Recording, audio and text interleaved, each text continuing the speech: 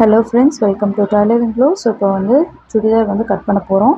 அதுக்கு வந்து first lining எடுத்து 2 மீட்டர் லைனிங்கை ரெண்டாக 4ஆக மடித்து போட்டிருக்கேன். ஸோ இது வந்து ஒரு பக்கத்தோட ஹாஃபு, அதை வந்து 4ஆக இருக்குது. ஷோல்ட்ரு வந்து 6 இன்ச்சு வச்சுருக்கேன். சரி, கொஞ்சம் டைட்டாக இருக்குன்னு தையலுக்கு ஒரு 1/2 இன்ச்சு விட்டு 6.5 இன்ச்சு, அதே 6.5 இன்ச்சுக்கு எல் ஷேப்பில் மார்க் பண்ணிக்கிறேன். இது வந்து ஆம் ஹோலு. இது வந்து கொஞ்சம் ரவுண்டு பண்ணிட்டோன்னா நமக்கு வந்து ஆம்போல் ரவுண்டு கிடச்சிரும். உடம்பு பார்த்திங்கன்னா 40 வருது. ஸோ அது கூட அதை 4ஆல் டிவைட் பண்ணால் 10 கூட 1 11. அதுக்கப்புறம் ஓப்பன் எந்த இடத்துல வருமோ அதை மார்க் பண்ண போகிறோம். ஓப்பன் வந்து ஒரு 21 22ங்கும்போது நார்மலாக எல்லாத்துக்கும் கரெக்டாக இருக்கும். ஸோ அங்கே வந்து ஒரு மார்க் போட்டுக்கிறோம். அந்த இடத்துல அதுக்கப்புறம் பார்த்திங்கன்னா ஷேப்பு நமக்கு வந்து நம்மளோட வெஸ்ட்டு வந்து எவ்வளோ அப்படின்ட்டு மார்க் பண்ணிக்கலாம். ஸோ பொதுவாக வந்து சுடியில் வந்து நம்மளோட உடம்ப மேலே ப்ரெஸ்ட்டுக்கிட்ட இருந்து கீழே பஸ்ட்டு சைஸ்லேருந்து 1 இன்ச்சு கம்மி பண்ணால் போதும். அது வந்து நமக்கு ஷேப்க்கு நல்லா கொடுக்கும். அப்படி இல்லைன்னா ரொம்ப அக்யூரேட்டாக வைக்கிறது வேறு ஒரு மெத்தட் இருக்குது. அதை நான் இன்னொரு வீடியோவில் காமிக்கிறேன். ஹிப்பு பார்த்திங்கன்னா ஹிப்போட சுற்றளவுலேருந்து 4ல் கூட 1 இன்ச்சு ஆட் பண்ணிக்கணும். ஸோ எல்லாமே 1 இன்ச்சு ஆட் பண்ணிக்கணும். ஸோ இதில் வந்து நான் கீழே வந்து 11.25 வச்சுருக்கேன். 11.25 கூட ஒரு 1 இன்ச்சு ஆட் பண்ணி 12.25 13 கிட்ட வச்சுருக்கேன். அதை வந்து அப்படியே லென்த்து இழுத்து விட்டுட்டோன்னா நமக்கு வந்து சுடி மார்க்கிங் கிடச்சிருச்சு. இப்போ வந்து ஆம்போல் இப்படி ரவுண்டாக ஜாயின் பண்ணிக்கலாம். இதை விட ரொம்ப ஈஸியாக யாராலையுமே சொல்ல முடியாதுங்க. இவ்வளோ தான். இதில் வந்து உங்களுக்கு உடம்பு கொஞ்சம் லூஸாக இருந்தாலும் பிடிச்சிக்கலாம். அதாவது நம்ம அக்யூரேட்டாக கட் பண்ணி தான் தைக்கணுங்கிற கம்பல்ஷன் இங்கே கிடையாது. தையலுக்கு மட்டும் விட்டுட்டு எல்லாத்தையும் கட் பண்ணி எடுத்துக்கிறோம். மார்க்கிங் எங்கெங்கெல்லாம் வருதோ அங்கெல்லாம் வந்து ஒரு சின்ன மார்க் போட்டுக்கிறோம். எங்கெல்லாம் வந்து ஷேப் கொடுக்கணும் அது நமக்கு தெரியும். எங்கெல்லாம் ஷேப் கொடுக்கணும், எங்கே வளைக்கணும், எங்கே நிறுத்தணும், அதுக்கெல்லாம் வந்து ஒரு சின்ன சின்ன கட்டு வச்சு நம்ம இது பண்ணிக்கிறோம். அவ்வளோதான். ஸோ இப்போ வந்துட்டு ஆம்போல் கட் பண்ணிவிட்டு இந்த தையல் போட்ட இடத்துலலாம் ஒரு மார்க்கிங் போட்டுட்டு கட் பண்ணிக்கிறோம்.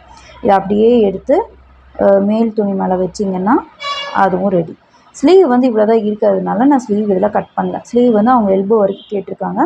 பொதுவாக எல்போ வரைக்கும் வைக்கும்போது நமக்கு வந்து கொஞ்சம் வேர்க்கும். லைனிங் வைக்கும்போது ரொம்ப இதாக இருக்கும்.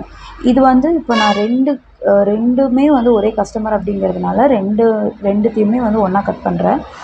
ஸோ ஒன்று மேலே ஒன்று ஒட்டுக்காக போட்டு கட் பண்ணுறதுக்கு பதிலாக ஒன்றை கட் பண்ணிவிட்டு அதை எடுத்து இன்னொன்று மேலே ஸ்ப்ரெட் பண்ணி இதையும் நான் கட் பண்ணிக்கிறேன். இப்போ நீங்கள் வந்து ஒரு கஸ்டமர் வந்து ஒரு 4-5 செட்டு கொடுக்குறாங்க, ஒன்றா கொடுக்குறாங்க அப்படிங்கும்போது நீங்கள் இந்த மாதிரி மெத்தட் ஃபாலோ பண்ணிக்கலாம். அப்போது ஒன்றை மட்டும் அக்யூரேட்டாக கட் பண்ணிக்கோங்க.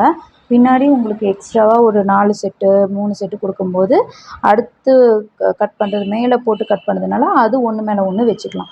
அதுக்கு பதிலாக நீங்கள் ஒன்று மேலே ஒன்று வச்சே மார்க் பண்ணிங்கன்னா ஒருவேளை ஏதாவது ஒரு தெரியாமையோ, ஒரு வேளை நீங்கள் அவசரத்தில் பார்க்காமையோ 1/2 இன்ச்சுக்கு சீம் அலவன்ஸ் விடுறீங்க, இல்லை வந்து லூஸ் விடுறீங்க, ஈஸ் விடுறீங்க அப்படின்னா மறந்துட்டு கட் பண்ணிட்டீங்கன்னா டைட்டாக போயிடும். ஸோ ஒரு மிஸ்டேக் ஒன்றோட போகாமல் அது எல்லாத்துக்கும் அப்படியே கேரி ஆகிட்டே வரும். அதனால தான் நம்ம அப்படி பண்ணுறது கிடையாது. இப்போ வந்து பார்த்திங்கன்னா இப்போ வந்து மேல் துணி வந்து கட் பண்ணுறோம்.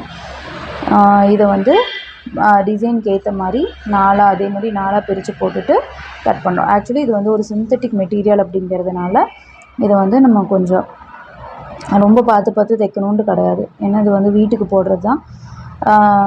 ரொம்ப அக்யூரேட்டாக எல்லாமே வந்து நம்ம அக்யூரேட்டாக தான் தைப்போம், இல்லைன்னு சொல்ல கிடையாது. இருந்தாலும் நமக்கு வந்து இப்போ நம்ம ஒரு பட்டு சாரி தைக்கிறதுக்கும் ஒரு சாதாரண ஒரு அம்பர் ப்ளவுஸ் தைக்கிறதுக்கும் நமக்குள்ள ஒரு கூல் இருக்கும் இல்லைங்களா? இப்போ ஒரு பட்டு சாரி தைக்கிறோன்னா ஒரு பதட்டம் இருக்கும். நல்லா தைக்கணும், நல்லா வரணும், எங்கேயும் ஒரு சுருக்கம் இருக்கக்கூடாது அப்படின்னு பார்த்துக்கிட்டே இருப்போம்.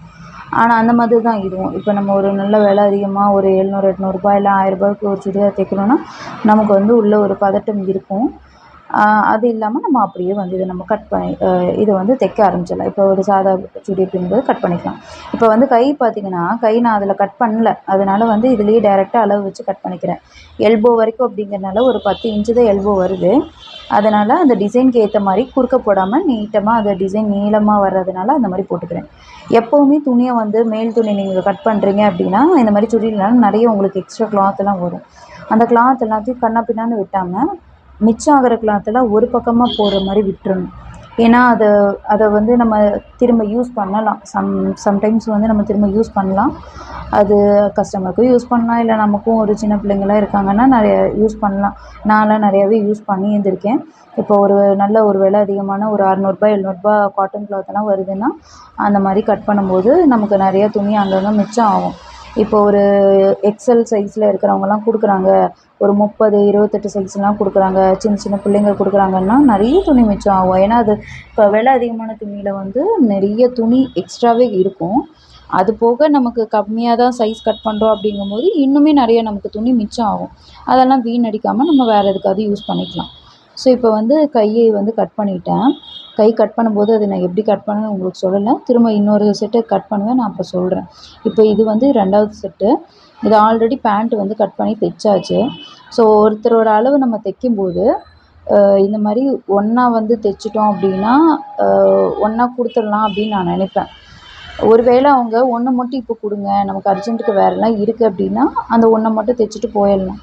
இல்லை நமக்கு வந்து இப்போ பெருசாக அர்ஜென்ட் இல்லை, மற்றவங்களாம் அர்ஜென்ட் கிடையாது, கொடுக்கும்போது நமக்கு ஒன்றாவே வந்து அமௌண்ட் சேர்ந்து வரும்னு நினைக்கும்போது நம்ம இந்த மாதிரி ஒன்றாவே தைச்சிடலாம். இப்போ வந்து அதே மாதிரி துணியை நாலாக மடித்து போட்டு இந்த மாதிரி துணியிலலாம் வந்துட்டு பார்டர் இருக்கும். அந்த பார்டர் வந்து கீழே வர மாதிரியோ இல்லை மேலே வர மாதிரியோ விட்டுட்டு கட் பண்ணிக்கலாம். இப்போ பார்த்தீங்கன்னா இந்த மாதிரி நான் லைனிங் கிளாத்து வச்சு வெட்டும்போது எக்ஸாக்டாக வெட்டவே மாட்டேன்.